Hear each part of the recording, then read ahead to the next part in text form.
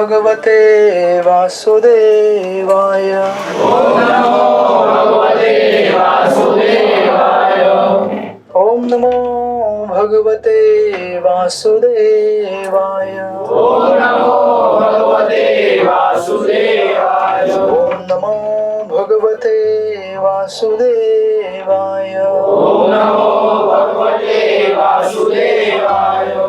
नमो विष्णुपादाय नमो विष्णुपादाय कृष्णपृष्ठाय भूतले कृष्णपृष्ठाय भूतले श्रीमते भक्तिवेदांत श्रीमते भक्तिवेदांत स्वामिनिति नामिने स्वामिनिति नामिने। नमस्ते सरस्वती देवे नमस्ते सरस्वती देवे गौरवाणी प्रचारिणे गौरवाणी प्रचारिणे निर्विशेष शून्यवादी निर्विशेष शून्यवादी पाश्चात्य देश तारिणे पाश्चात्य देश तारिणे। जय श्री कृष्ण चैतन्य प्रभु नित्यानंद श्री अद्वैत गदाधर श्रीवासादि गौर भक्तवृंद।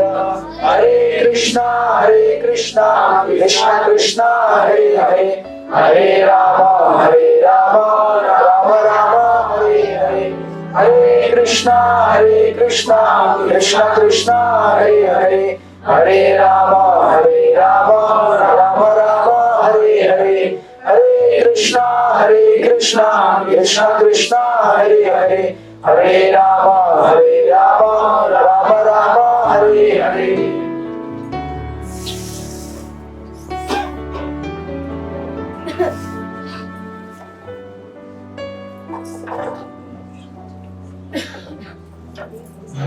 हरे कृष्णा। आप सब लोगों का स्वागत है हमारे साप्ताहिक कार्यक्रम में। तो हम श्रील प्रभुपाद के एक श्लोक और तात्पर्य को पढ़ते हैं क्लास चालू करने के पहले।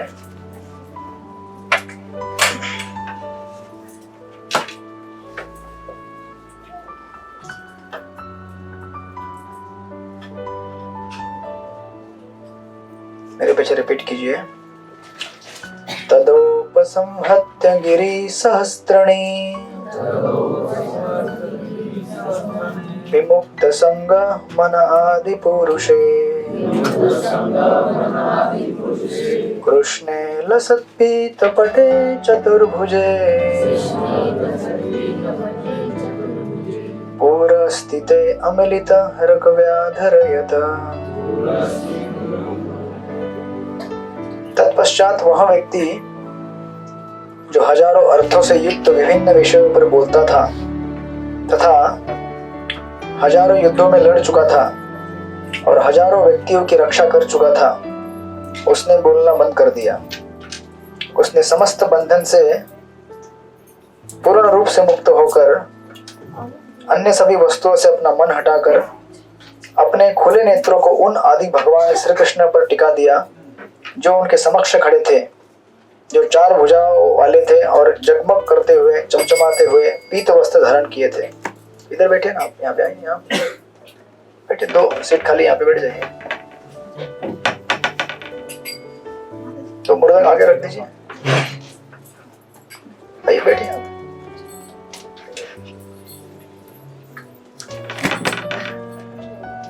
तात्पर्य आगे देखो।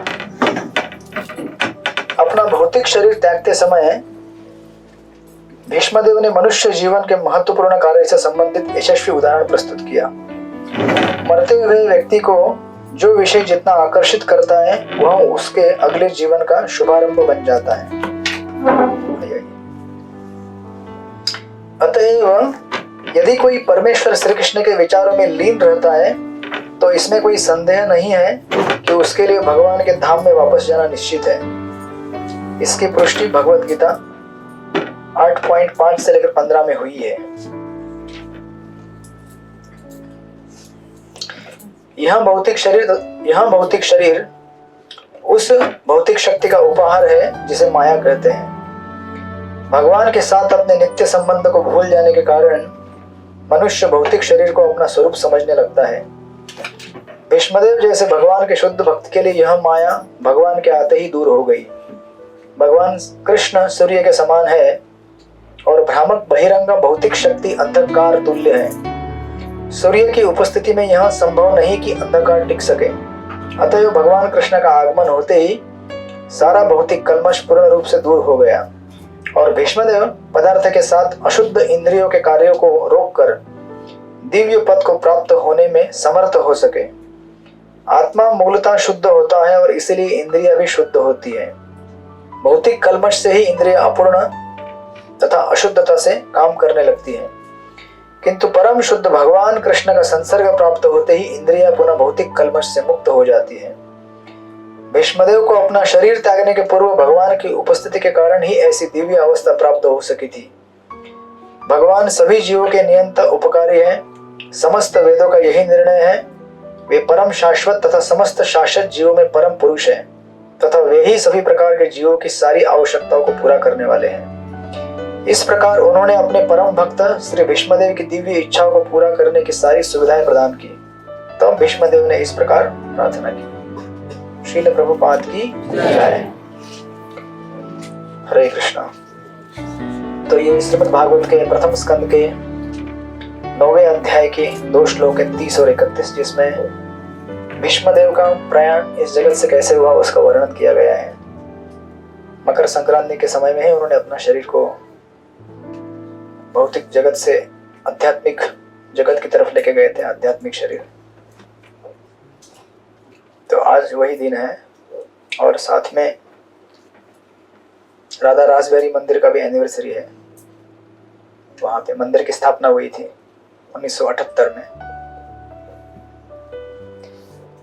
तो जिस प्रकार यहाँ पे बताया गया है कि जो व्यक्ति, भीष्मदेव तो आप जानते ही हैं,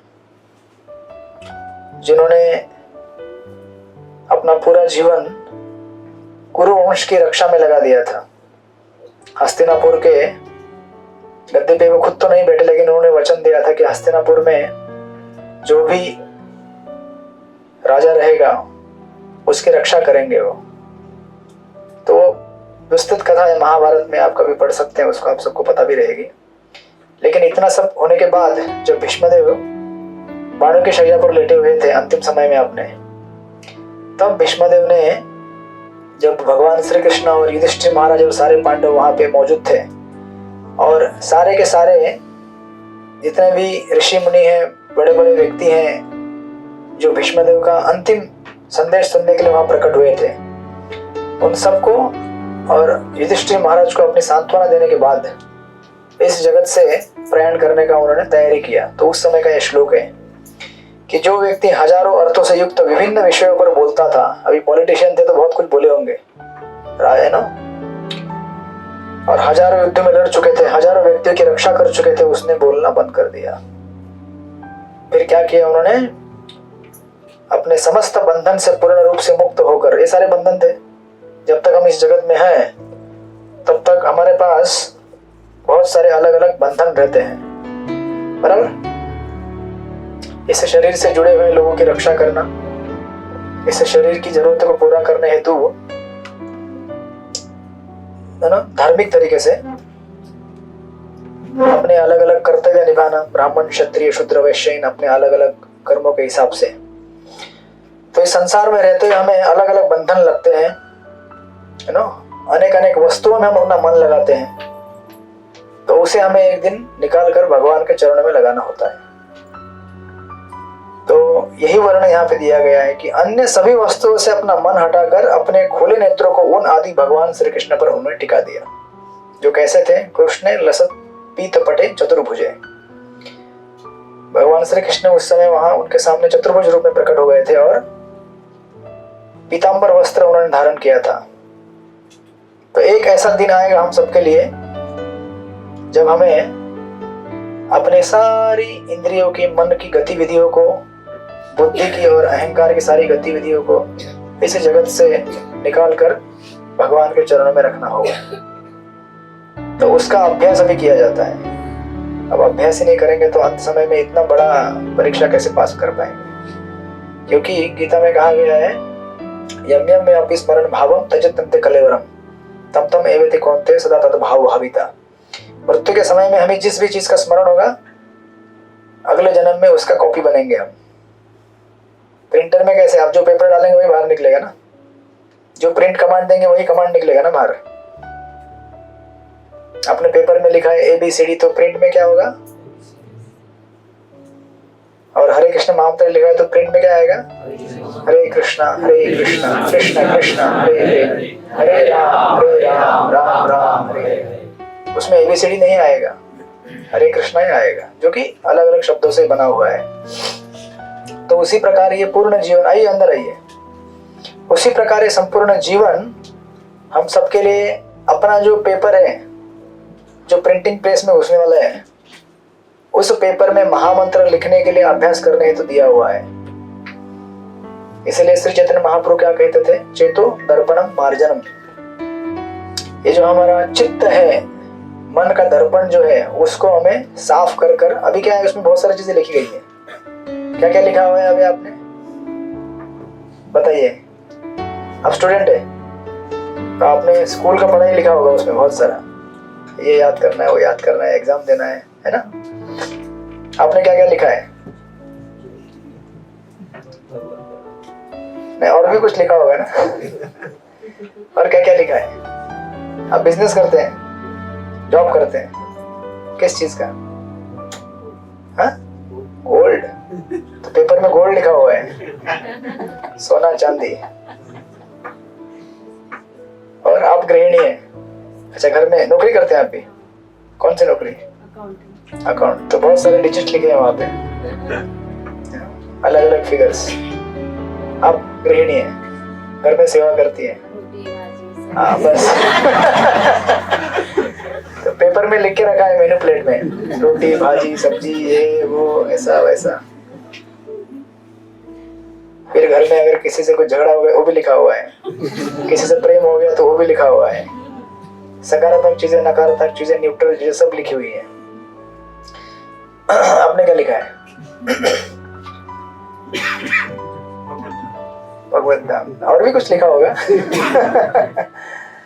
इस संसार में जो भी आया है वो बेचारा चाहे तो भी भगवान का निरंतर चिंतन करने में असमर्थ हो जाता है। क्यों? क्योंकि ये शरीर मन वाणी इस तरह से बनाया है भगवान ने कि आपको बाकी कुछ लिखना ही पड़ता है। लेकिन यही तो अभ्यास है, इसीलिए। अच्छा, आपने क्या लिखा है? स्टूडेंट है आप, आपने भी सेम एग्जाम, आपने क्या लिखा है? हाउस वाइफ है, बच्चों का टिफिन बनाना, घर की साफ सफाई करना। और कौन? कोई नहीं है, छोड़ देते हैं, टेंशन में आ जाएंगे सब लोग। ये भी लिखा हुआ है, टेंशन, बहुत टेंशन है। ये सवाल पूछेंगे अभी मेरे को नहीं पूछना चाहिए, है ना? कुछ लोग, हम लोग क्लास में कोई ऐसा क्वेश्चन पूछते तो ऐसे पीछे छुप जाते थे दूसरे स्टूडेंट के पीछे, मेरे को नहीं देखना चाहिए, उसी को बुला के क्वेश्चन पूछते थे। तो इसीलिए देखिए, इस संसार में रहते हुए हमें बहुत सारे कार्य करने पड़ते हैं। संत तुकाराम महाराज की कथाओं में आप देखते आ रहे हैं, भीष्मदेव, ये सब जो महाजन हैं, भगवान के शुद्ध भक्त हैं, ये भी जब इस दुनिया में रहते हैं तो उन्हें भी कार्य करना पड़ता है। लेकिन वो कार्य भगवान और गुरु के लिए करते हैं। लेकिन कैसा होता है स्वभाव इस संसार का कि कार्य करते करते हमें कुछ चीजों में इन्वॉल्व होना पड़ता है, अपने माइंड को इन्वॉल्व करना पड़ता है। जैसे भीष्मदेव तो हैं शुद्ध भक्त भगवान के, लेकिन हस्तिनापुर के वंश को संभालना है और पांडवों को और कौरवों को साथ में लेकर चलने का प्रयास किया उन्होंने। तो काफी लोगों के साथ बात करना पड़ता है, पॉलिटिकल। अब हरे कृष्ण महामंत्र तो हमें निरंतर जप करना चाहिए, बराबर ना? लेकिन अगर जॉब बोल रहा है तो गिराएगा, आएगा, बोलेगा ये रिपेयर करके दो, ये करके दो, तो आपको हरे कृष्ण बोलने के लिए रुकना पड़ेगा कुछ समय के लिए, उसके साथ बात करना पड़ेगा, बराबर ना? इस तरह से इस संसार में रहते हुए, आइए अंदर आइए, ये आए गोल्ड वाले, अपने ओरिजिनल गोल्ड वाले बिजनेस। तो इस संसार में रहते हुए हमें ऐसी कई चीजें हैं जिसके साथ इन्वॉल्व होना पड़ता है, राइट? जैसे उदाहरण दिया जाता है कि अगर आप घर में रहते हैं तो घर में कचरा होता है ना, घर के अंदर कचरा जमा होता है ना, नहीं होता? साफ सफाई करते हैं आप लोग? सिर्फ माता जी लोग हाँ कर रहे हैं, प्रभु जी लोग हाँ नहीं कर रहे हैं। घर जाके साफ सफाई करवाइएगा। तो अगर घर में कचरा है तो कचरा झाड़ू मारते समय थोड़ा कचरा हमारे पर उड़ता है कि नहीं? ऐसा आज तक नहीं हुआ कि मैं झाड़ू मारने जाऊं और मेरे पर कचरा ना उड़े। और आप ये भी नहीं बोल सकते कि मैं झाड़ू नहीं मारूंगा। अब उस घर में अगर रहना है तो झाड़ू मारना पड़ेगा ना।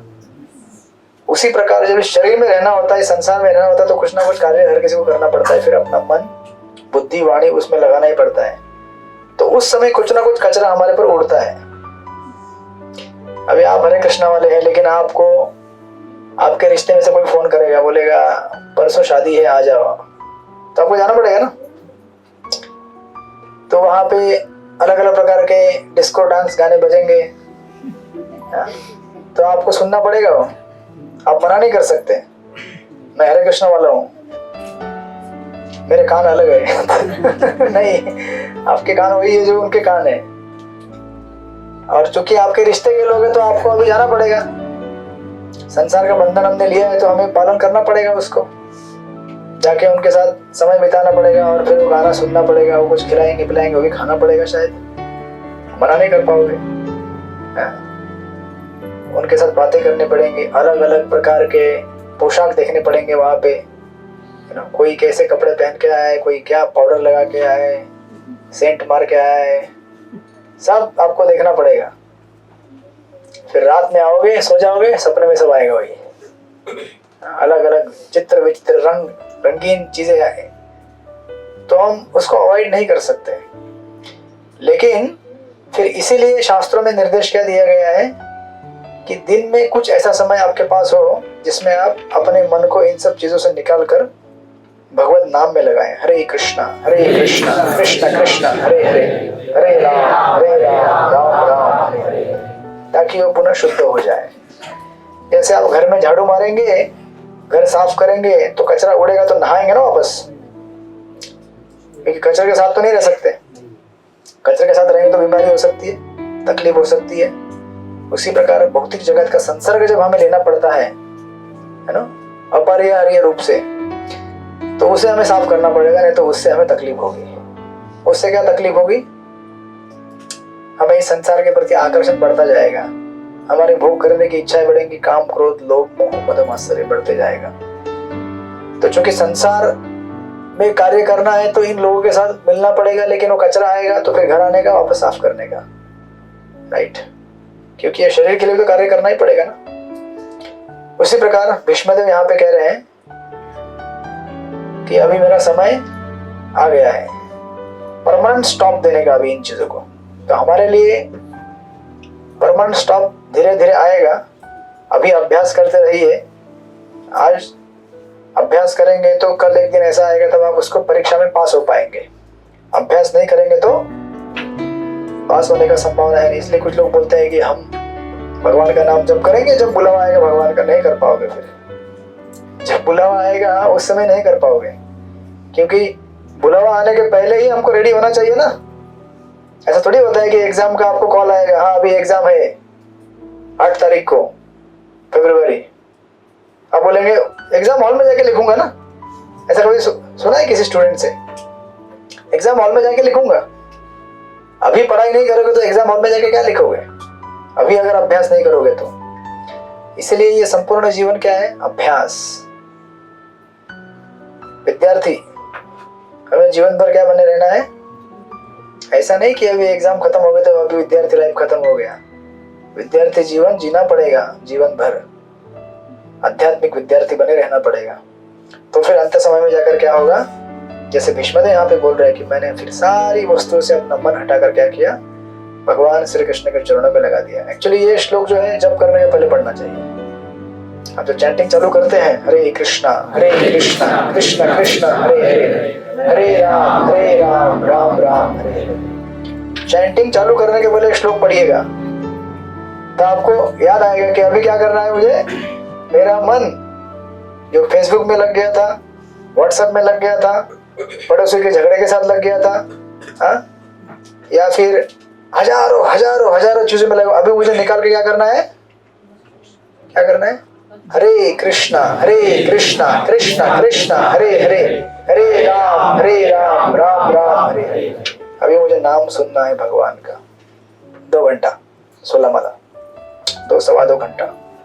फिर ऐसा अभ्यास अगर आज हम करेंगे तो धीरे धीरे धीरे धीरे धीरे एक दिन ऐसा आएगा कि आप ये निरंतर जप कर पाएंगे और अंतिम क्षण में आपका मन फिर पूर्ण रूपेण महामंत्र के अंदर फिट बैठ जाएगा। क्योंकि जीवन भर, जीवन काल तक हम जिस चीज का आश्रय लेते हैं, अंत समय में हमें क्या होगा, उसी चीज का स्मरण आएगा। लाइफ टाइम हम जिस चीज का आश्रय लेते हैं, शेल्टर लेते हैं, वही चीज आपको बाय डिफॉल्ट याद आती है। अंदर आइए, आना है किसको, आइए आइए अंदर आइए। लाइफ टाइम हम जिस चीज का आश्रय लेते हैं, वही चीज हमें क्या होगा, तकलीफ के समय में याद आएगी। बराबर कि नहीं? क्या सोच रहे हैं? तो हम सबके अपने अपने आश्रय स्थान है। किसी की मम्मी रहेगी, किसी के पापा रहेंगे, किसी की पत्नी रहेगी, किसी के पति रहेंगे, किसी का बैंक बैलेंस रहेगा, किसी का कोई कपड़ा रहेगा, होता है फेवरेट मेरा कपड़ा, किसी का कोई व्यंजन रहेगा खाने का, किसी का कोई दोस्त रहेगा, ऐसे हजारों हजारों चीजें रहेंगी। बेसिकली जिसका जितना संग लिया है हमने, वो हमारे लिए उतना प्रिय हो जाता है और वही चीज हमें अंत में याद आएगी। इसलिए हम भगवत नाम का अगर आश्रय लेंगे आज के जीवन में, तो अंत समय में भगवत नाम याद आएगा और तब जाके हमारी गति अच्छी होगी। राइट? तो ऐसे संत तुकाराम महाराज के जीवन चरित्रों में हम देख रहे हैं, सीख रहे हैं कि संत तुकाराम महाराज एक हमें आर्ट सिखा रहे हैं। जैसे गीता में भगवान श्री कृष्ण ने अर्जुन को क्या कहा था, माम अनुस्मरम युद्ध च, युद्ध करते रहो और मेरा नाम लेते रहो। आपने गाना सुना होगा ना, आजकल तो गाने बहुत आते हैं, लेकिन उसका मीनिंग हमें समझना चाहिए जीवन में। वो गाना सुना होगा ना, नाम काम करते रहो, नाम जपते रहो, सुना है ना? जपते हैं क्या फिर आप लोग? नहीं ना, खाली गाना सुनते हैं, हाँ मजा आ गया 5 मिनट के लिए। एक एक लाइन जीवन में उतारिए उसका। हमें अपना कार्य करते रहना है और भगवान का नाम लेते रहना है। हरे कृष्णा कृष्ण कृष्ण हरे हरे, हरे राम राम राम हरे हरे। और आजकल तो बहुत आसान हो गया है वो। इतने सारे अच्छे अच्छे इंस्ट्रूमेंट आते हैं, प्लेयर आते हैं, आप घर में झाड़ू पोछा मार रहे हैं, कीर्तन लगा के रखिए, कान में जाता रहेगा महामंत्र, प्रवचन जाता रहेगा कान में। इस तरह से आपका काम भी होते रहेगा, नाम स्मरण भी होते रहेगा, कीर्तन भी होते रहेगा। राइट? कुकिंग कर रहे हैं तो फिर आप लेक्चर लगा के रख सकते हैं ना? नहीं ना, लगा सकते हैं ना? हाँ, अभी 100% पूरा नहीं जाएगा, लेकिन जितना जाएगा जाएगा, बोनस। नहीं लगाएंगे तो मन में विचार तो आने वाले ही हैं दूसरे, है ना? फिर उसी विचार से भोजन बनेगा। पड़ोसी को देखता हूँ, उसको कल मेरे बच्चों को डांटा उसने बहुत, ऐसे सोच के भोजन बना रहे हैं। वही भाव क्या होता है? झगड़ा हुआ क्या पड़ोसी के साथ? नहीं ना। वही भाव क्या होता है फिर? भोजन में आता है। फिर घर में पति को भोजन खिलाओगे वही, तो फिर पति क्या बोलेंगे? नमक ज्यादा है। नमक ज्यादा डाल दी। नमक ज्यादा है कि मिर्ची ज्यादा है? कुछ लोगों का खाना मीठा रहता है, गुजराती लोगों का। आशीष प्रभु के घर में मिर्ची यूज नहीं करता ना ज्यादा? करते हैं, मैं सुना था गुजराती मतलब मीठा मीठा खाते ज्यादा।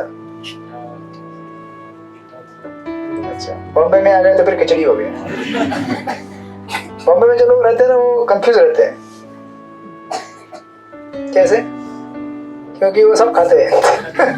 साउथ इंडियन भी खाते हैं, नॉर्थ इंडियन भी खाते हैं, महाराष्ट्र वाला भी खाते हैं, सब खाते हैं। इसलिए बेचारा वो अभी ओरिजिनल ना महाराष्ट्रियन रहा है, ना साउथ इंडियन रहा है, ना नॉर्थ इंडियन रहा है। हाँ, भोजपुरी, वेज कोल्हापुरी। अच्छा, इसीलिए क्या होता है कि उसका आइडेंटिटी बदल जाता है। आइडेंटिटी क्राइसिस बोलते हैं इसको, आइडेंटिटी क्राइसिस।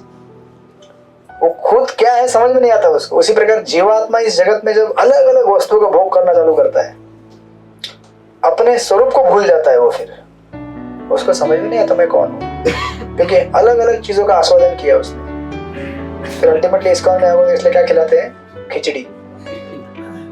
कुछ आइडेंटिटी नहीं है, मिक्स सब मिलेगा उसमें।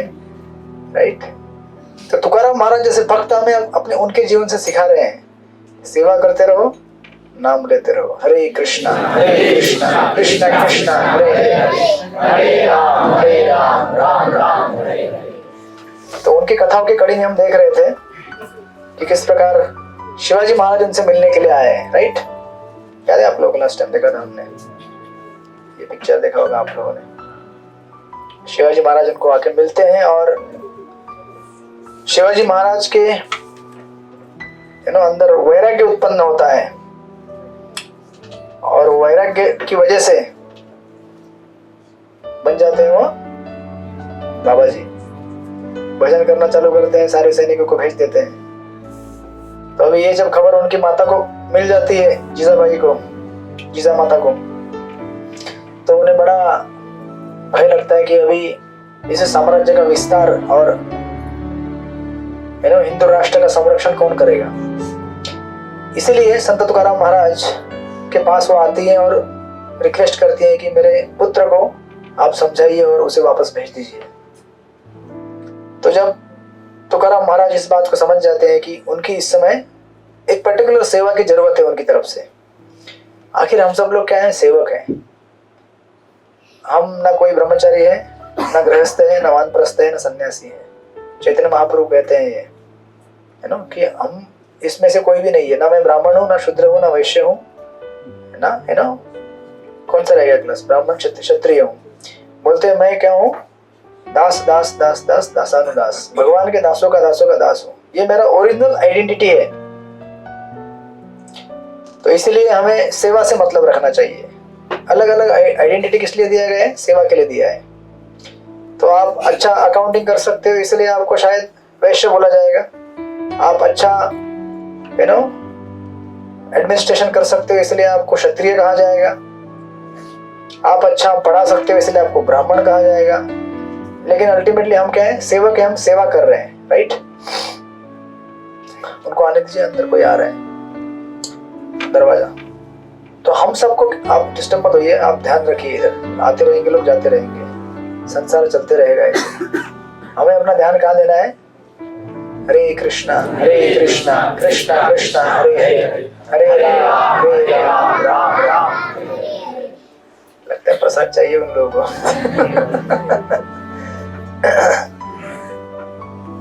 तो हम सेवक हैं, राइट? हमें सेवा करने से मतलब रखना चाहिए। तो संत तुकाराम महाराज फिर जब रात को प्रवचन होता है, कीर्तन होता है, सत्संग भरता है, उस समय शिवाजी महाराज कीर्तन में आते हैं भजन करके दिन भर से। तो उस समय संत तुकाराम महाराज फिर श्रीमद् भगवद गीता में से एक ऐसा सेक्शन उठाते हैं जिसमें स्वधर्म पालन के लिए शिक्षाएं दी गई है। तो संत तुकाराम महाराज कहते हैं भगवद गीता में किस प्रकार निर्देश दिया गया है। कहते हैं स्वधर्मे निधनम श्रेय परधर्मो भयावह। कहते हैं हर किसी को अपने अपने धर्म का आचरण करना चाहिए। जो ब्राह्मण है उसने अपने ब्राह्मण कर्तव्य निभाने चाहिए, क्षत्रिय को क्षत्रिय, वैश्य को वैश्य, शूद्र को शूद्र, राइट? और ब्रह्मचारी, गृहस्थ, वानप्रस्थ, सन्यास, ये सबको अपना अपना कर्तव्य निभाना चाहिए। अल्टीमेटली किसको प्रसन्न करने के लिए? संसिद्धि हरितोषणम, भगवान को प्रसन्न करने हेतु। हम सबके अलग अलग रोल है, बराबर? माता का अपना रोल है, पिता का अपना रोल है। पिता का रोल माता नहीं निभा सकती, माता का रोल पिता नहीं निभा सकते। श्रील प्रभुपाद जब वेस्टर्न वर्ल्ड में थे, पश्चिमी देश में, तो एक लेडी इंटरव्यू लेने के लिए आती है, प्रेस रिपोर्टर। बोलती है कि उस समय क्या है और आज भी है कि स्त्री मुक्ति आंदोलन करके एक बहुत बड़ा प्रोजेक्ट चलते आ रहा है इस संसार में, स्त्री मुक्ति आंदोलन। स्त्री तो पहले से मुक्त है, उसको क्यों मुक्त करने का? तो इन लोगों का प्रोपेगेंडा रहता है, उसको मुक्त क्यों करने का? ताकि उसका शोषण कर सके। स्त्री जब घर से बाहर निकल जाएगी तो उसका शोषण करेंगे लोग, राइट? तो उनको लगता है कि घर में अगर रखा मतलब वो क्या हो गए? बंधित हो गए। ऐसा थोड़ी है। घर में उसको उल्टे सम्मान के साथ रखा जाता है। जो चीज ज्यादा प्रेशियस है उसको संभाल के रखा जाता है ना, इज्जत के साथ। लेकिन ये लोग बोलते हैं कि उसको मुक्त कर दो, किस लिए? ताकि जिनको उनका शोषण करना है कर सकते हैं। तो वो प्रभुपाद से इंटरव्यू ले रही थी, बता रही थी कि क्या फर्क। बोलती है कि स्त्री और पुरुष समान होने चाहिए। प्रभुपाद बोले समान नहीं हो सकते हो। उदाहरण अर्थ चैलेंज करते हैं उसको, बोलते हैं कि पुरुष कभी प्रेग्नेंट हो सकता है क्या? नहीं ना, स्त्री को ही प्रेग्नेंट होना पड़ेगा ना। स्त्री ही संतान को उत्पन्न कर सकती है, राइट? प्रकृति ने उसको ऐसा बनाया है कि वही उत्पन्न कर सकते, पुरुष नहीं कर सकता है। तो बहुत डिबेट चलता है उनमें, है ना। और आखिर में वो मानती नहीं इस बात को, बोलते नहीं समान होने चाहिए। फिर गुस्सा होकर चली जाती है। प्रबंध बोलते हैं गुस्सा होकर जाना मतलब हार गई। किसी अगर डिबेट चल रहा है और अगर हम गुस्सा आ गए और हाँ मैंने सुना मतलब हार गए, प्रभुपद बोलते हैं। अनप्रोफेशनल इक्वलिटी हम बना नहीं सकते।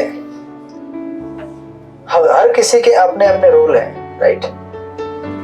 तो जैसे तर्क करते करते प्रभुपद बोल जाते हैं, वो बोलती है कि आप लोग सर के बाल क्यों मुंडाते हो।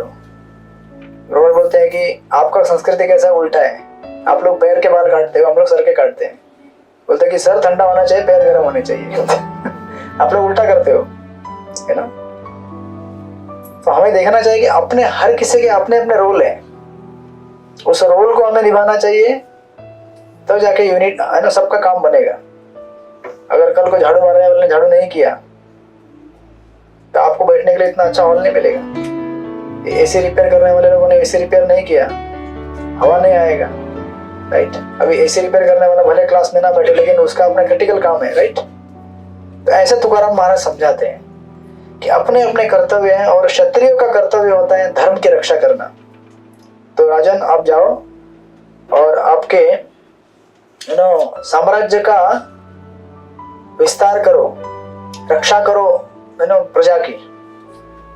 अब आप देखेंगे भगवत गीता में प्रजा की रक्षा दो तरह से की जाती है, उनके शरीर की रक्षा और उनके आत्मा की रक्षा, राइट। आत्मा की रक्षा किस लिए, जैसे हमने लास्ट टाइम पढ़ा था भगवत गीता में से, आत्मा को इस संसार में बंदी बनाया गया है। हम सब क्या है, बंदी है, नहीं है।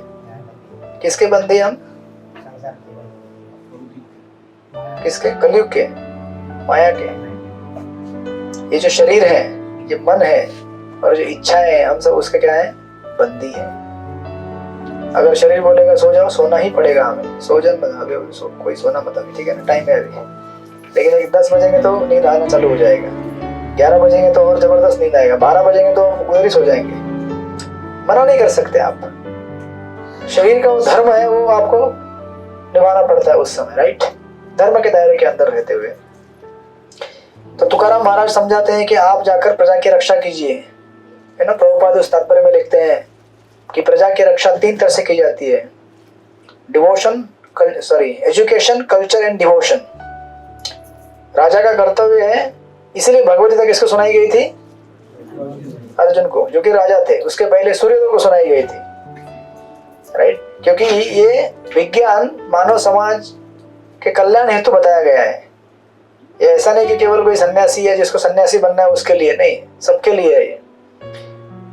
तो एजुकेशन मतलब शिक्षा, कि मैं ये शरीर नहीं, मैं आत्मा हूं, ये शिक्षा देनी चाहिए हर स्कूल में। देते हैं आपके स्कूल में, वो तो बोलते हैं आप शरीर ही हो, अच्छा कपड़ा पहनो, अच्छा कमाओ, खाओ पियो, मजा करो। एजुकेशन नहीं है, राइट। उसके बाद कल्चर, ऐसा हमें कल्चर बना के रखना चाहिए कि हमारा देहात्म बुद्धि का भाव कम होते जाए। मैं ये शरीर नहीं हूं, मैं आत्मा हूं, इस भाव को आगे बढ़ाता जाए, उसको रिमाइंड कराया जाए बार बार। ऐसा कल्चर होना चाहिए हमारे आसपास। अभी हमारे आसपास कैसा कल्चर है, देहात्म बुद्धि को बढ़ावा देने वाला। आप समझते देहात्म बुद्धि मतलब क्या, मैं ये शरीर हूं। जैसे जितना आप अच्छा डेकोरेट करोगे अपने आप को, लोग आपको ज्यादा वाह करते हैं। अच्छा सेंट लगा के आया, अच्छा लिपस्टिक लगा के आया, पाउडर लगा के आया, कोट पहना है, वाह। तो लोग क्या बोलते हैं, मुझे भी ऐसा करना चाहिए, मुझे भी अच्छा जैकेट पहनना चाहिए, एकदम बड़े बड़े 5-5 हजार के जूते पहनने चाहिए। तो ये क्या करता है, देहात्म बुद्धि के भाव को बढ़ावा देता है। और अगर आप इस्कॉन मंदिर में आएंगे तो सिंपल देखेंगे, आप धोती कुर्ता पहन के घूमते रहते हैं लोग, सिंपल लिविंग। लेकिन समाज में उल्टा है, simple living highly thinking. Simple living तो करते हैं लोग कई बार, लेकिन सोच, क्योंकि समाज में वो ट्रेनिंग नहीं दिया जाता, कल्चर नहीं है। और दूसरा फाइनली डिवोशन, भक्ति। अच्छा शिक्षा होना चाहिए, अच्छा संस्कृति होना चाहिए, फिर भक्ति के द्वारा ये जो हमने एजुकेशन लिया कि मैं शरीर नहीं, मैं आत्मा हूं, और उसी प्रकार का हमने समाज में कल्चर बना के रखा, उससे अल्टीमेटली क्या करना है हमें, भक्ति करना है। कि भक्ति करने के लिए वातावरण कैसा होना चाहिए? सिंपल होना चाहिए। ज्यादा एकदम हाईफाई या फिर एकदम तड़क भड़क जीवन अगर हमारी शैली रहेगी तो हम भक्ति नहीं कर पाते। जीवन शैली हमारी कैसी होनी चाहिए? सिंपल होनी चाहिए, जितना सिंपल कर सके। अभी ऐसा नहीं कि अभी कुछ लोगों को अगर प्लेन से ट्रेवल करने की आदत है, एसी रूम में रहने की आदत है, हम उसको धीरे धीरे ऐसा नहीं बोल रहे कि कम कर दो, लेकिन जितना सिंप्लीफाई कर सकते हो। सिंप्लीफाई करने से क्या होगा? आपका समय बचेगा, राइट। आपकी जरूरतें जितनी हम कम करते जाएंगे उतना हमारे पास समय मिलेगा भगवान की भक्ति करने के लिए। हरे कृष्णा कृष्णा कृष्णा हरे हरे, हरे राम राम राम। अपना इस भौतिक जगत के ऊपर निर्भरता कम करते जाना है। जैसे चाणक्य पंडित भी चंद्रगुप्त मौर्य के साम्राज्य में रहते थे। तो चाणक्य पंडित इतने बड़े राजा का मार्गदर्शन कर रहे थे, लेकिन खुद कहाँ रहते थे? झोपड़े में रहते थे। और एक प्रभुपाद कथा बताते हैं, कृष्णनगर में एक बंगाल में कृष्णनगर में एक ब्राह्मण थे। तो उनको एक बार एक जमींदार ने बोला कि आपको मैं कुछ पैसा देता हूँ, आप लीजिए और अच्छा घर में भोजन बना के खाइए, एंजॉय कीजिए। तो ब्राह्मण बोले मुझे जरूरत नहीं है आपके पैसे की। बोले क्यों? बोले मेरे पास जो शिष्य आते हैं 2-4, मैं उन्हें पढ़ाता हूँ, वो मुझे थोड़ा चावल देते हैं डोनेशन में। और मेरे घर के पीछे इमली का पेड़ है बहुत बड़ा, उसमें से पत्तियां तोड़ के मैं उसका रसम बना लेता हूँ। हो गया, मेरा दाल बन गया और चावल उबाल लेता हूँ, बस मेरा हो रहा है भरण पोषण। मुझे क्या जरूरत है? ऐसा सिंपल लाइफ अगर जिएंगे तो क्या होगा? समय ही समय है ना। आज दिन भर में कम से कम 1-8 घंटा तो सब्जी मार्केट में जाता होगा ना, अलग अलग सब्जियां खरीदने में, नहीं कि नहीं? रोज एक ही सब्जी खिलाएंगे तो खाएंगे? इसको क्या बोलते हैं? निर्भरता। भौतिक जगत के ऊपर हमारी निर्भरता है। कि हमारा कंडीशनिंग हमारा ऐसा बन गया है कि आज अगर एक सब्जी भी कल रिपीट करे तो भी गुस्सा आ जाता है लोगों को। ये सब्जी रिपीट क्यों किया? नया सब्जी लेके आओ। हम बोल रहे हैं। इस प्रकार ऐसे कई अनेक चीजें हैं जिसके ऊपर हम निर्भर हो गए हैं, राइट। तो हम अल्टीमेटली ये राजा का कर्तव्य है कि प्रजा को इस तरह से शासित करे कि उन्हें अच्छा एजुकेशन दे, अच्छी संस्कृति दे और उनको भक्त बनाए, जिससे उनका इस भौतिक संसार के प्रति बंधन जो है, आकर्षण जो है कम होते जाए। आकर्षण हमें बढ़ाना नहीं है संसार के प्रति, हमें आकर्षण किसके प्रति बढ़ाना है? भगवान के प्रति। लेकिन हो क्या रहा है अभी? संसार के प्रति बढ़ा रहे हैं हम लोग, है ना। तो ऐसे राजाओं का कर्तव्य होता है, ये तुकाराम महाराज समझा रहे हैं शिवाजी महाराज को, राइट। तो फिर शिवाजी महाराज समझ जाते हैं कि अगर हम एक जगह भी रहेंगे, भागवत में कहा गया स्थाने स्थिता श्रुतिगताम तनुमां मनोवीर, एक ही जगह पे रहो और भगवान का भजन करो। जो वन में रहो, घर में रहो, कहीं में रहो, भगवान का भजन करो। हरे कृष्णा कृष्णा कृष्णा हरे हरे, हरे राम राम राम। फिर आपको संन्यास लेने की जरूरत नहीं है, क्योंकि संन्यास लेकर आप करेंगे क्या? भजन ही करेंगे ना। हमारा अंतिम उद्देश्य है भगवान की प्राप्ति करना। वो अगर आप घर में रह के प्राप्त कर सकते तो फिर आपको संन्यास लेने की क्या जरूरत है? रहिए जहां भी आपको कंफर्टेबल लगता है वहां रहिए। घर में कंफर्टेबल लगता है घर में रहिए, वन में कंफर्टेबल लगता है वन में रहिए। जहां कंफर्टेबल आपको लगता है वहां रह के भगवान का भजन कीजिए, राइट। इस तरह से शिवाजी महाराज समझ जाते हैं कि ये क्या है? भगवान की इच्छा है कि मैं मेरे प्रजा का रक्षा करूं, और भगवान की इच्छा समझकर पुनः जो रखा हुआ था राज मुकुट उसको उठा के अपने सर पे ले लेते हैं। और फिर तुकाराम महाराज को आश्वासन देते हैं कि मैं जाकर हिंदू धर्म की रक्षा करूंगा। हिंदू बोलने से ज्यादा सनातन धर्म की रक्षा करूंगा, राइट। और फिर इसी समय एक और एक एपिसोड का वर्णन करते हैं कि शिवाजी महाराज उस समय फिर और कुछ दिन वहां पे रुके और कथाएं चलती थी, नित्य नियम से कीर्तन होते रहता था। तो एक भक्त की कथा बताई गई, छोटे से एक एपिसोड बताया गया है। लोहगांव में ये सब चल रहा है। तो एक भक्त थे, उनका नाम था नावजी माड़ी, या तो आपको पता रहेगा, शुरुआत में बताया था मैंने, तुकाराम महाराज के पार्षद है वो। तो एक दिन नावजी माड़ी कीर्तन करने के लिए तुकाराम महाराज के पास आए बोले तुकाराम, कीर्तन चल रहा था तो बोले कि आप थक गए होंगे बहुत, तो थोड़ा देर मैं कीर्तन करता हूँ। तो तुकाराम महाराज बोले ठीक है आप कीर्तन कीजिए। तो उन्होंने लगभग 3-4 घंटा कीर्तन किया। कीर्तन मतलब ऐसे चलता था, अपन 10-15 मिनट का नहीं हम तो 10-15 मिनट कीर्तन हो गया। अभी हमको थोड़ा सा फोन से क्या हो रहा है, टाइम पास चाहिए, फोन से विरह हो रहा है हमें, या फिर बाकी क्या घटना हो गई या न्यूज आ गया उससे विरह हो रहा है। संसार के प्रति हमारा आकर्षण इतना है कि हम लोग भगवान की भक्ति उसको एक जैसे क्या बोलते हैं कि थोड़ा सा ब्रेक समझते हैं, राइट। हालांकि भौतिक संसार थोड़ा सा ब्रेक होना चाहिए और भक्ति हमारा मेन ऑक्यूपेशन होना चाहिए, लेकिन उल्टा होता है। भक्ति को हम समझ थोड़ा ब्रेक, अभी हफ्ते में एक ब्रेक ले लेते हैं, चलो मंदिर जाके आते थोड़ा सा। हालांकि ऐसा नहीं होना चाहिए, उल्टा होना चाहिए।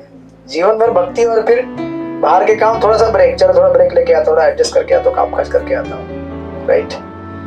तो नावजी माड़ी इतना अच्छा कीर्तन किए कि उनके कीर्तन से सब प्रसन्न हो गए लोग। फिर बाद में तुकाराम महाराज ने भी कीर्तन किया, फिर और कीर्तन में जोश आया।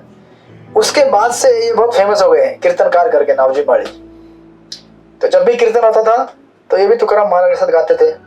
और इनका एक स्पेशलिटी था कि बहुत सेवा करते थे वैष्णव का, सही से अगर हम भजन करेंगे ना तो हमारे अंदर सेवा करने का इच्छा जागृत होगा। ये सही से भजन करने का फल होता है।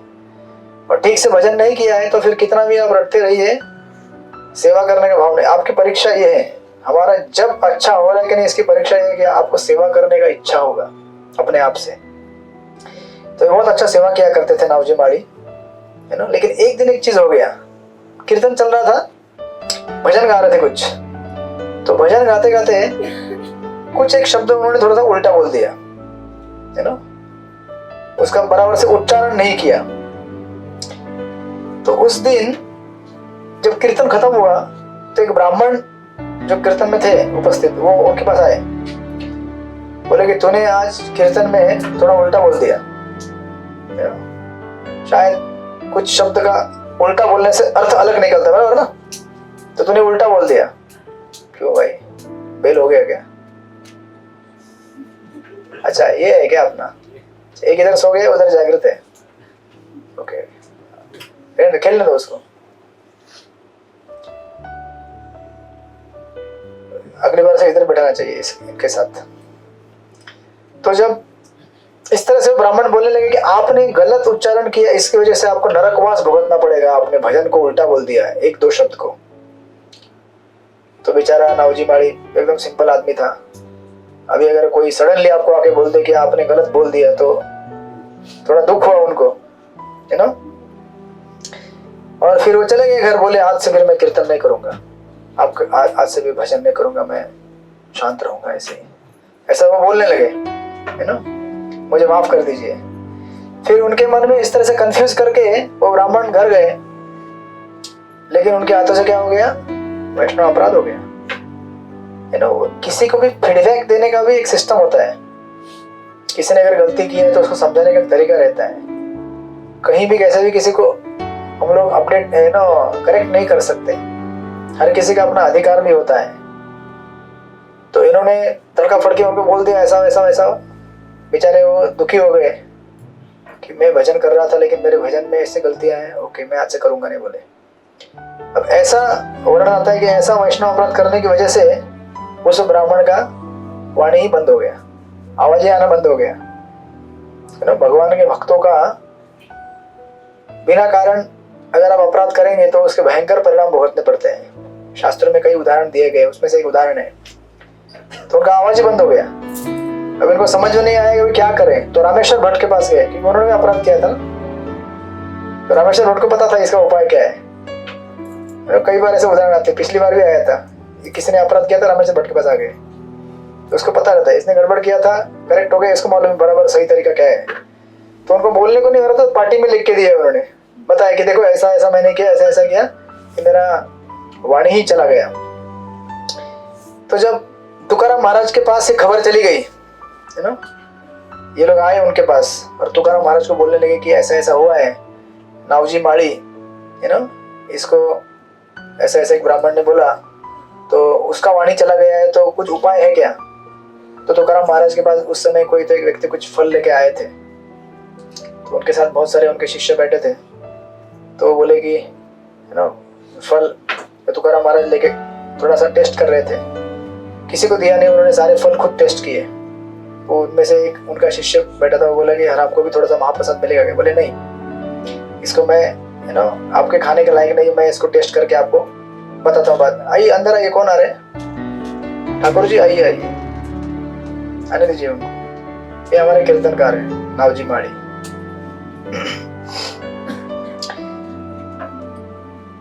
वो एक पर्टिकुलर फल है, मराठी में उसको वाड़ू का बोलते हैं, पता नहीं किसी को मालूम रहेगा, तो मुझे ही पता नहीं है इसलिए मैंने फल बोल दिया। तो उसके बाद तुकाराम महाराज जब खा रहे थे तो एक इतना पोर्शन बचा था उस फल का। बोले कि ये इसका थोड़ा भाग निकाल के उसको दे दो ब्राह्मण को खाने के लिए, महाप्रसाद। जब वो ब्राह्मण को दिया तुरंत उसकी वाणी वापस आ गई, और बाकी जो थोड़ा आधा बचा हुआ था फिर बाकी सबको दिया। जैसे सबने खाया मुंह में, बोले कितना कड़वा है, फेंक दिया। तुकाराम महाराज तभी तो बोल रहे थे कि ये खा नहीं सकते आप लोग, बहुत कड़वा है। लेकिन उनका महाप्रसाद खाकर उस ब्राह्मण का तुरंत वापस आ गया वाणी, और फिर उसको समझ में आया कि मैंने क्या कर दिया है, गलती किया है। फिर जाकर नावजी माड़ी के पास माफी मांगने लगे, बोले कि मैंने आपको इस तरह से बोल दिया, मुझे माफ कर दीजिए। नावजी माड़ी बोले कि नहीं नहीं, मैं भजन नहीं करूंगा। कभी अगर कोई वैष्णव रूठ जाए तो उसको मनाना बहुत कठिन होता है कभी कभी, है ना। इसीलिए हमें किसी को अननेसेसरीली जाके बोलना नहीं चाहिए कभी भी। हम लोग क्या है, जोश में आकर बोल देते हैं, हमें लगता है कि मुझे ज्यादा मालूम है। इंफॉर्मेशन होने से कोई भक्त नहीं बनता है, समझे कि नहीं समझे? हमें लगता है कभी कभी मैं ज्यादा जानता हूँ, मुझे ज्यादा भजन आते हैं, ज्यादा मैं गीता जानता हूँ, मैं ये जानता हूँ। उससे हमारे जीवन में परिवर्तन होने वाला नहीं है। हमें सेंसिटिविटी से डील करना पड़ता है लोगों के साथ। तो एक्चुअली तुकाराम महाराज उनको समझाते हैं और प्रोत्साहित करते हैं कि आप क्या करो, कीर्तन करो नावजी माड़ी को। फिर नावजी माड़ी आपको बाद में तुकाराम महाराज के आज्ञा से वापस कीर्तन पुनः चालू करते हैं, और इस तरह से उन ब्राह्मण का अपराध टल जाता है। तो शास्त्रों में ऐसे आपको कई उदाहरण मिलेंगे। हमें हमेशा देखना चाहिए कि भगवान क्या है, भावग्राही जनार्दन है। भगवान भक्त के भाव को स्वीकार करते हैं। भगवान ये नहीं देखते कि आपने कितना जपा किया है आज। इसका मतलब ये नहीं कि आप एक ही माला कीजिए कल से, 16 माला तो हमको करनी है, लेकिन भगवान क्वांटिटी को नहीं देखते हैं, आपके भाव को देखते हैं। जो भक्ति में हम क्रियाएं करते हैं, उन क्रियाओं के पीछे आपका उद्देश्य क्या है उसको भगवान देखते हैं, क्रिया को नहीं देखते। आप लोग कथा में आते हैं या फिर घर में भजन करते हैं, मंदिर में आते हैं, भगवान ये नहीं देखते कि ये रोज मंदिर में आता है लेकिन मांगता क्या है, वो भी तो देखेंगे ना। कोई रोज हाजिरी लगाता हो लेकिन उसका उद्देश्य क्या है ना। शायद मैं चप्पल चोरी कर लूं, है ना, कोई पैसा चोरी कर लूं, कोई यहाँ से उठा लूं। रोज आए तो देखता, अभी चोर को भी एक्सपर्ट होना पड़ता है ना, रोज देखना पड़ेगा ये यहीं पे रखते हैं, रोज आज रखा ठीक है, कल भी रखा, परसों भी रखा, चौथे दिन गायब। तो हमारा कुछ भी उद्देश्य हो सकता है, राइट। या फिर हम भगवान के पास कुछ चीजें मांगने के लिए आए हो, भौतिक चीजें। तो इसलिए शास्त्रों में हमें कहा गया है कि हमें जो भौतिक आध्यात्मिक क्रियाएं करते हैं उसमें हमारा उद्देश्य क्या है ये रखना बहुत जरूरी है। जैसे प्रभुपाद के शिष्य जब भारत में आए थे तो कुछ ब्राह्मण बोलने लगे ना, जो तथाकथित ब्राह्मण रहते हैं, वो बोलने लगे कि ये इन लोगों का ठीक से उच्चारण नहीं करते हैं, लोग कैसे भी बोलते हैं। तो प्रभुपाद बोले कि इंग्लिश में बोले प्रभुपाद कि उनका प्रोनाउंसिएशन ठीक नहीं होगा लेकिन रिनाउंसिएशन बहुत बढ़िया है ना। उच्चारण ठीक है लेकिन वैराग्य बहुत अच्छा है। हमें क्या ज्यादा चाहिए, इंपॉर्टेंट वैराग्य। उच्चारण तो होगा नहीं होगा ठीक है, भाव कन्वे होना चाहिए, लेकिन भक्ति का भाव हमारे अंदर होना जरूरी है, राइट। बिना भक्ति भाव के केवल तथाकथित पंडित गिरी या फिर पढ़ा लिखा होना, ये ज्यादा भगवान के लिए महत्वपूर्ण नहीं। इसे देखिए श्रीरंगम में मैंने कई बार आपको सुनाया भी ये पार्ट। जब श्री चैतन्य महाप्रभु श्रीरंगम की यात्रा कर रहे थे दक्षिण भारत की, तो उस समय एक ब्राह्मण, सुना क्या आपने, कभी नहीं सुना? एक ब्राह्मण बैठ के भगवद गीता का पाठ पढ़ रहे थे। क्यों? उनके गुरु ने उनको बोला था कि आप क्या करो, रोज नित्य नियम से भगवद गीता पढ़ो। लेकिन उनको पढ़ने नहीं आता था। तो अभी आप सोचिए, किसी एक शिष्य को जिसको पढ़ने नहीं आता, उसको गुरु ने आदेश दिया कि तुम रोज पढ़ाई करो, तो शिष्य को क्या बोलना चाहिए था? मैं अंगूठा छापू, मुझे पढ़ना नहीं। अभी सिखाओ मतलब उसको एबीसीडी से सिखाना पड़ेगा, राइट? तो वो नहीं बोले कि मैं पढ़ना नहीं आता है, वो बोले मैं पढ़ूंगा। इसको क्या बोलते हैं? गुरु मुखो पद्म वाक्य चित्तते गुरु एक। गुरु ने जो बोला मैं पालन करूंगा। तो वो कैसे पढ़े, कैसे कैसे पढ़े होंगे वो? तो हाँ, ऐसे हम अभी ये सीधा बुक पढ़ेंगे तो उन्होंने ऐसा उल्टा रखा, मालूम ही नहीं ना सीधा क्या होता है उल्टा क्या होता है, ऐसा रख दिया। और श्रीरंग मंदिर के प्रांगण में बैठ के पढ़ रहे थे ऐसे। पढ़ना नहीं आता तो क्या करेंगे बेचारे, ऐसा ऐसा कर रहे थे। अब यहाँ पे वो बैठे थे और थोड़े बाजू में वहां पे बैठे थे ऐसे बाकी बड़े बड़े पंडित लोग, एकदम मीटर के साथ गीता के श्लोक ऐसा एकदम ताल में सुर में बोल रहे थे, एकदम लय में। और जब इनको देखते थे तो ये बेचारे स्कूल का बुक उल्टा पकड़ा हुआ है कर रहे थे, तो वो लोग देख के हंसते थे, देखो उसको पढ़ने भी नहीं आता है, उल्टा बुक लेके बैठा हुआ है। ऐसा सब वहां पे चल रहा था। अब ये बोले थे कि मुझे मेरे गुरु का आदेश है तो मैं पढ़ूंगा। क्या पढ़ूंगा मुझे पता नहीं, लेकिन मैं पढ़ूंगा। बेसिकली मैं प्रयास करूंगा। ऐसे कोई भी कार्य जो गुरु ने दिया है हमारे लिए संभव नहीं है करना, लेकिन हम प्रयास कर सकते हैं, राइट? क्या हुआ भाई, प्रयास कर रहे हैं, बैठिए। तो उस समय श्री चैतन्य महाप्रभु वहां से पास हो रहे थे, तो आ गए वहां पे महाप्रभु।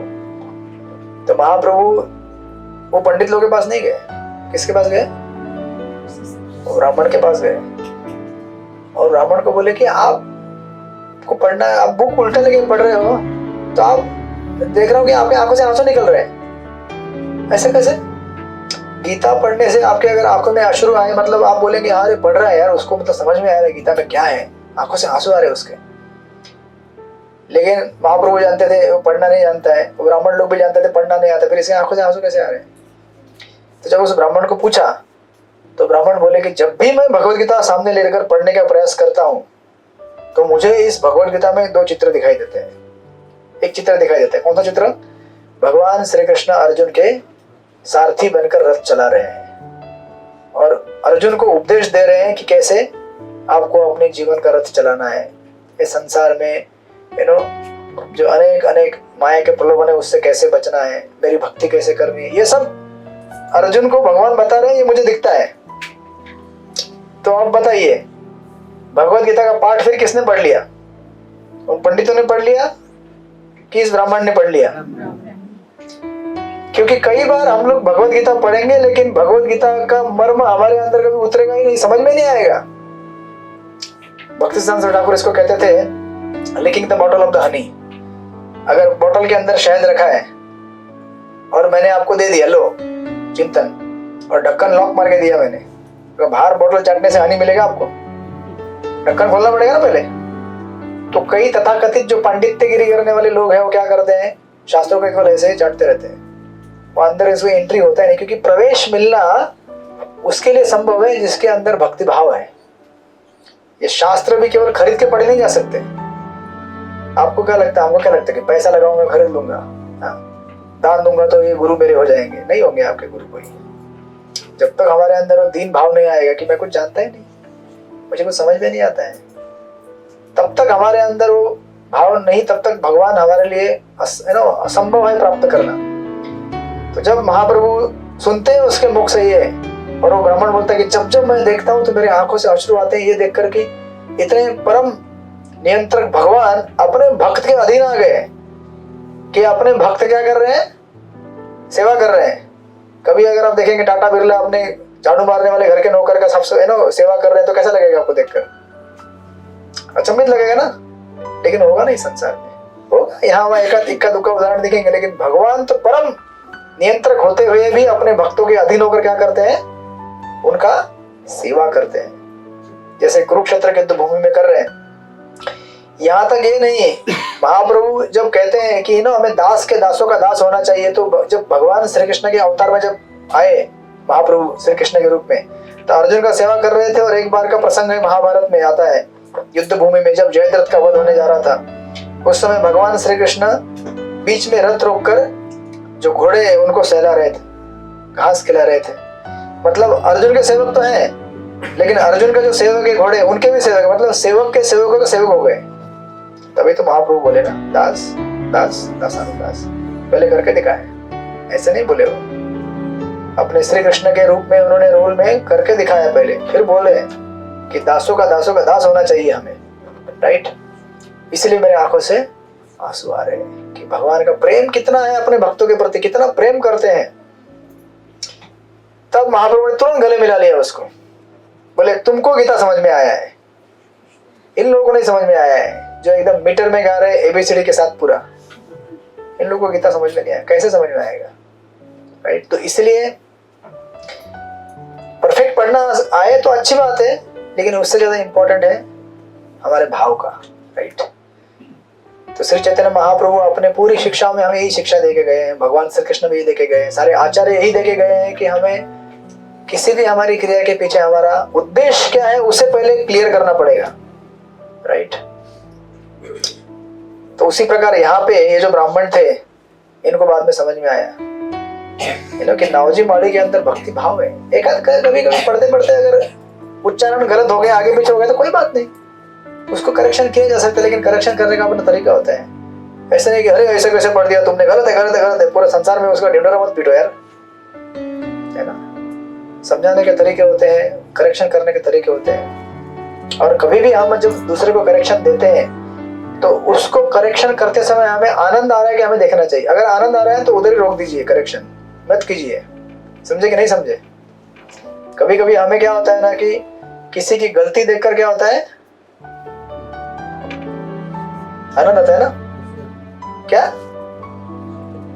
अच्छा हुआ, इतना बड़ा बड़ा तू लेक्चर दे रहा था, इतना बड़ा बड़ा भक्ति का भाव दिखा रहा था, इतनी बड़ी बड़ी जप मान लेके घूम रहा था, मिस्टेक तेरा पकड़ा गया। अभी सारे लोगों को बताता हूँ। ऐसे हमको कभी कभी आनंद आएगा ना समझ जाने का कि हमारे अंदर क्या है, ईर्ष्या भाव है, रुक जाने का वहीं पे, नहीं नहीं ये फीडबैक मैं उसको दे नहीं सकता। अगर हम उसके हित के लिए कुछ करना चाहते हैं, उसके तर्क के लिए, तब जाके हम उसको फीडबैक दे सकते हैं, अदरवाइज नहीं दे सकते, तो अपराध हो जाएगा हमसे। तो एक सुंदर यहाँ पे एक एपिसोड बताया। फिर इस प्रकार उस समय शिवाजी महाराज वहां पे थे, तो ऐसे अगले कुछ 4 दिन तक कीर्तन होता है। फिर शिवाजी महाराज निकलने के लिए रेडी हो जाते हैं।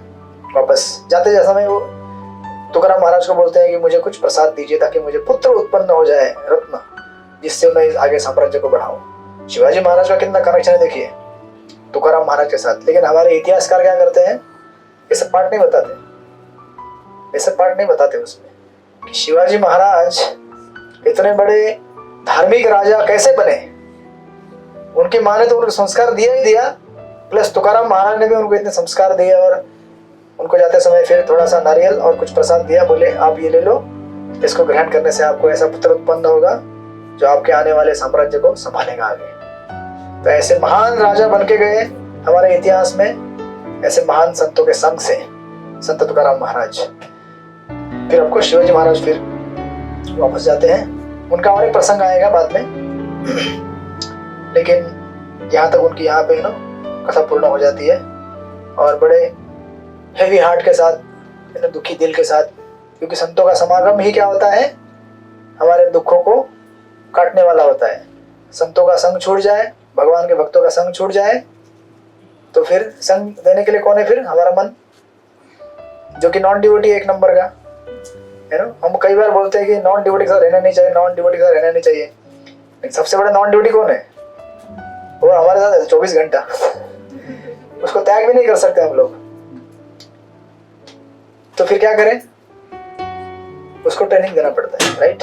भक्तों के संग में आकर, भक्ति के पाठ पढ़कर, फिर ये जो ट्रेनिंग हम लेते हैं, बाद में जब हम घर जाएंगे, अपने कामकाज में लग जाएंगे, उस समय क्या होगा, काम में आएगा, याद रहेगा, रिमाइंडर रहेगा कि मुझे अपना कार्य करना है, लेकिन वापस आके क्या करना है, हरे कृष्णा कृष्ण कृष्ण हरे हरे, हरे राम राम राम। यही संस्कृति थी हमारे भारत के। बड़े बड़े जितने भी राजा होके गए ना, इन सब के दरबार में बड़े बड़े ऋषि मुनि आया करते थे टाइम टाइम पर, और आके उनको भक्ति का पाठ पढ़ाते थे, समझाते थे कि राजन साम्राज्य को कैसे संभालना है और अंतिम जीवन का लक्ष्य क्या है, भक्ति करनी है भगवान की। ये सब बताने की वजह से क्या होता था, ये निश्चित होता था कि ये जितने भी राजा हैं भले संसार में बहुत सारा कार्य कर रहे हैं लेकिन आध्यात्मिक जीवन में भी आगे बढ़ रहे हो। इसीलिए हम कंटिन्यूअसली बीच बीच में जब भगवान के भक्तों का संग लेते हैं, मंदिर में आते हैं, तो हमारे जीवन में भी क्या है, ये निश्चित हो जाएगा कि हम भगवान की तरफ बढ़ेंगे धीरे धीरे। अदरवाइज कंटिन्यूअस संसार में काम करते रहेंगे, बोलेंगे जब बुलावा आएगा तो जाएंगे हम, कभी बुलावा नहीं आने वाला है। सिर्फ उसी का बुलावा आएगा, किसका, यमराज का, भगवान का नहीं आएगा। कि भगवान ने तो बुलावा पहले देके रखा है ऑलरेडी, स्पेशल लेटर देने की जरूरत नहीं है आपको। गीता में भगवान ने बोल के रखा है मेरे पास आओ करके, है ना, सर्वधर्मान परित्यज्य मामेकं शरणं व्रज, भगवान बोल के जा चुके हैं 5000 वर्ष पूर्व। तो कुछ लोग बोलते हैं हम लोग मन में जप कर ले, 24 घंटा करते हैं हम लोग। किसी को बोलेंगे ना जप करो भाई थोड़ा सा, नहीं हम तो 24 घंटा करते हैं। किसमें, मन में। और मन कौन है, एक नंबर का अभक्त, उसके साथ कैसे जप करेंगे आप, संभव है क्या। और बोलते हैं कि हम मन के साथ जप कर लेते हैं। मतलब मन इतना शक्तिशाली है कि आपको तभी भी घुमा देता है जब आपको जप करने के लिए बोला जाए। राइट, ट्राई कीजिए एक माला करने का ध्यान पूर्वक, कितनी बार मन भटकेगा। जितने संसार में जन्म लिए होंगे ना हमने इस भौतिक जगत में, उतनी बार घूमेगा मन, उतनी बार अलग अलग विषय वस्तु में जाएगा, इतना प्लानिंग करेगा।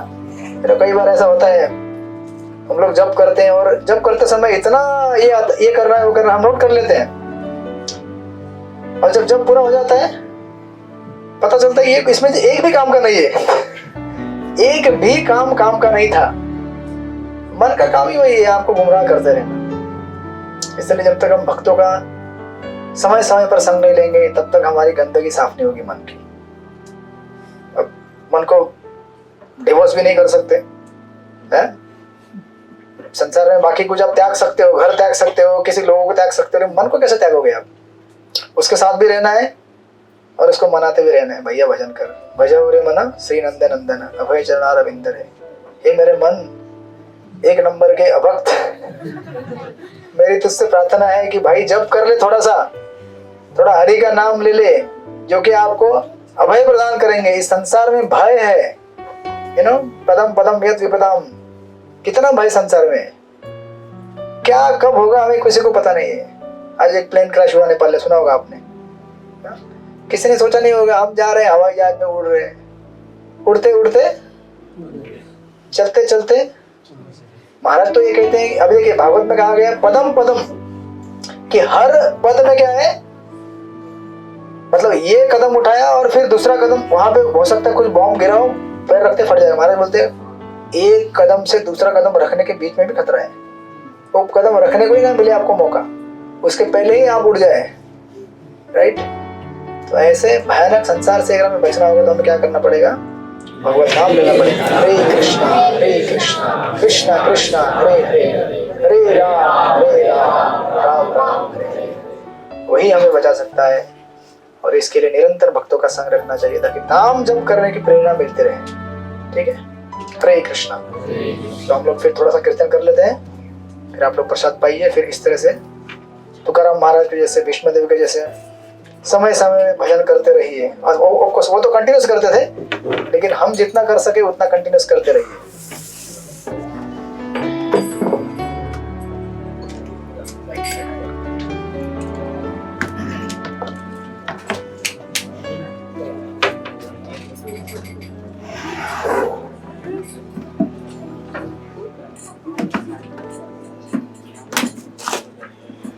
इधर है जी, इधर खाली है।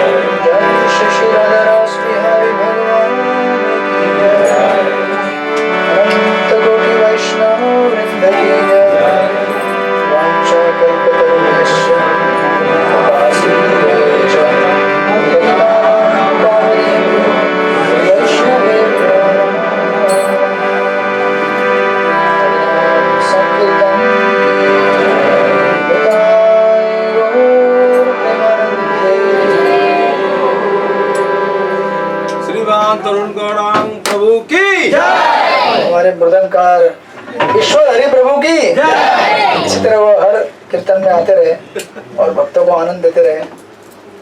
हरे कृष्णा। हरे कृष्णा। महाप्रसादे गोविंदे नमो ब्राह्मणे वैष्णवे स्वल्प पुण्यवतं राजन्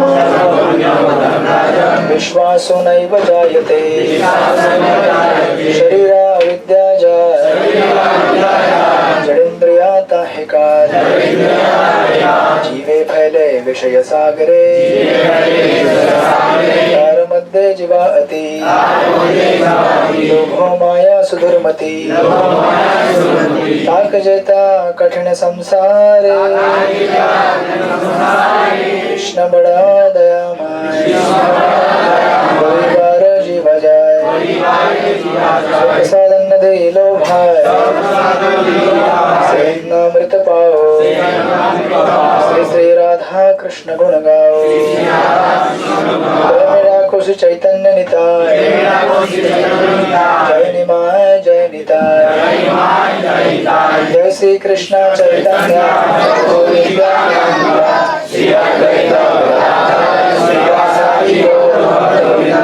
हरे कृष्णा कृष्णा कृष्णा हरे हरे हरे राम राम हरे हरे हरे कृष्णा कृष्णा कृष्णा हरे हरे हरे राम राम राम हरे हरे हरे कृष्णा कृष्णा कृष्णा हरे हरे हरे राम राम राम हरे हरे।